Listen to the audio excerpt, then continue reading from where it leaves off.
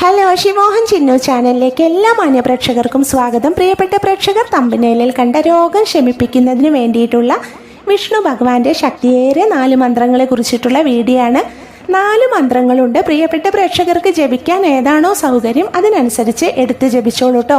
4 മന്ത്രങ്ങളും ഒരുമിച്ച് ജപിക്കാം. ഏതെങ്കിലും മാത്രമായി തിരഞ്ഞെടുത്തും ജപിക്കാവുന്നതാണ്. ഒരുപാട് കാലമായി രോഗം വന്ന് ബുദ്ധിമുട്ടിയ ആളുകളുണ്ടാവും.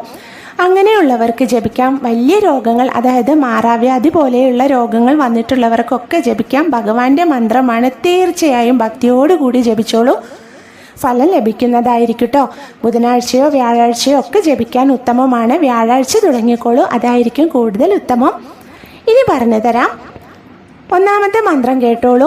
ആർത്താ വിഷണ്ണ ശിഥിലാശ്ച ഭീത ഘോരേഷു ച വ്യാധിഷു വർത്തമാന സംകീർത്തിയ നാരായണ ശബ്ദമാത്രം വിമുക്ത ദുഃഖ സുഖിനോ ഭവന്തു. 1-ാമത്തെ മന്ത്രം കുറച്ച് പ്രയാസമാണ്. എളുപ്പത്തിൽ ജപിക്കാവുന്ന മന്ത്രങ്ങളാണ്. ബാക്കിയുള്ളവ അതിലേതെങ്കിലും ഒന്ന് തിരഞ്ഞെടുത്ത് ജപിച്ചാലും മതി കേട്ടോ. ഏതാണോ പ്രേക്ഷകർക്ക് സൗകര്യം അതിനനുസരിച്ച് ജപിച്ചോളൂ. ഇനി 2-ാമത്തെ മന്ത്രം പറഞ്ഞു തരാം. അച്യുതാനന്ദ ഗോവിന്ദ വിഷ്ണു നാരായണാമൃത രോഗാന്മേ നാശയാ ശേഷാൻ ആശു ധന്വന്തരേ ഹരേ. ഇനി 3-ാമത്തെ മന്ത്രം പറഞ്ഞു തരാം. ഔഷധം ജഗത സേതു സത്യധർമ്മ പരാക്രമ. 4-ാമത്തെ മന്ത്രം അച്യുതാനന്ദ ഗോവിന്ദ നാമോച്ചാരണ ഭേഷജാത് നശ്യന്തി സകലാരോഗ സത്യം സത്യം വദാമ്യഹം. ഇതാണ് 4-ാമത്തെ മന്ത്രം. 4 മന്ത്രങ്ങളും വ്യക്തമായി ഡിസ്ക്രിപ്ഷനിൽ കാണിച്ചിട്ടുണ്ട്. പ്രിയപ്പെട്ട പ്രേക്ഷകർക്ക് നോക്കി ജപിക്കാവുന്നതാണ് കേട്ടോ. അതായത് ആദ്യം നന്നായിട്ട് ഹൃദിസ്ഥമാക്കിക്കോളൂ, എന്നിട്ട് നോക്കി ജപിച്ചോളൂ.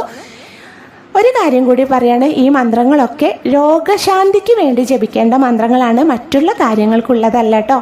അതൊന്ന് ശ്രദ്ധിക്കണം. അപ്പോൾ എല്ലാവരും ജപം തുടങ്ങിക്കോളൂ. അസുഖമൊക്കെ ഉള്ളവരാണെങ്കിൽ തീർച്ചയായിട്ടും മാറിക്കിട്ടും. ഒരു വിഷമവും വേണ്ട കേട്ടോ. വിഷ്ണു ഭഗവാൻ തീർച്ചയായിട്ടും അതൊക്കെ ശമിപ്പിച്ച് തരും എന്നതിൽ യാതൊരു സംശയമില്ലല്ലോ നമുക്കൊന്നും.